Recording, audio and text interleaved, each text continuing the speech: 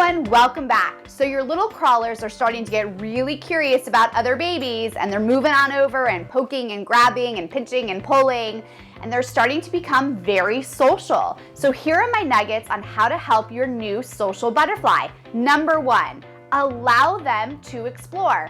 We really don't want to hold babies back because we're afraid that they're going to poke or pinch another. We want to support their curiosity. We want to stay close to make sure everyone stays safe and allow them to touch or pat the other baby. Because if we constantly pull them back, we're communicating to them that socializing is not okay, when in fact we want to communicate to them, be social.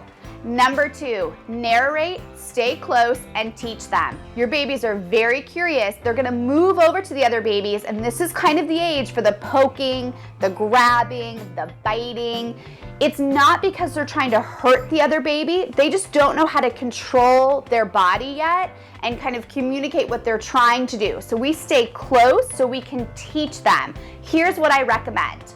When they're grabbing the other baby, you're gonna take their hand and say, be gentle. You take their hand and you go gentle on the other baby. Then you'll use your hand on your baby and show them gentle. So they experience it with the touch on another, and they experience it with the touch on themselves. It takes time for them to learn it, but it will definitely work.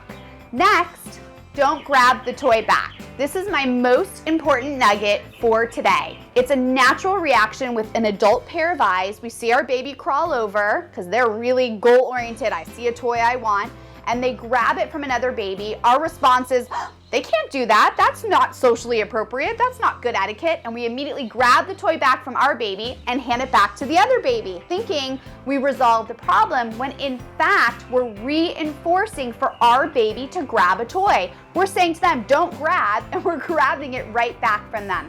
So here's my recommendation of how to handle it. You stay really close, you offer it as a teaching moment. You say to the other baby, I'm really sorry, Summer, but Haley's still learning how to wait her turn. I'm not gonna grab the toy back for her because I'm trying to teach her not to grab. As soon as she puts it down, I'm going to hand it back to you. Then you can always offer that other baby another toy as well. So you're narrating what is socially appropriate and how to help them through it without grabbing the toy back.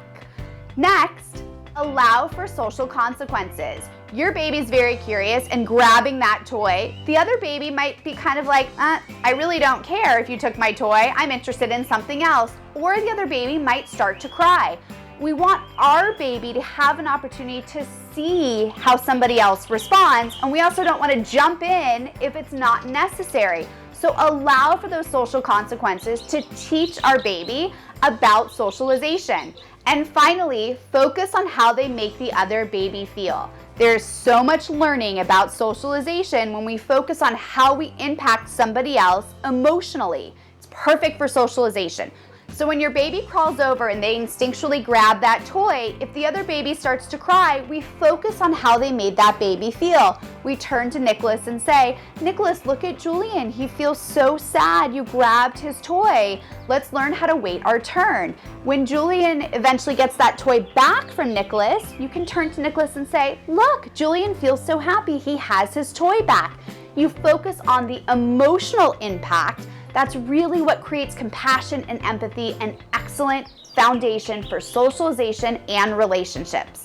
Thanks so much for joining me today. This is one of my favorite topics that you're gonna get to address as parents for a lifetime. You can apply these nuggets for any age. I look forward to seeing you next time, and don't forget, go ahead and post those comments below. I'd love to hear from you. Bye-bye.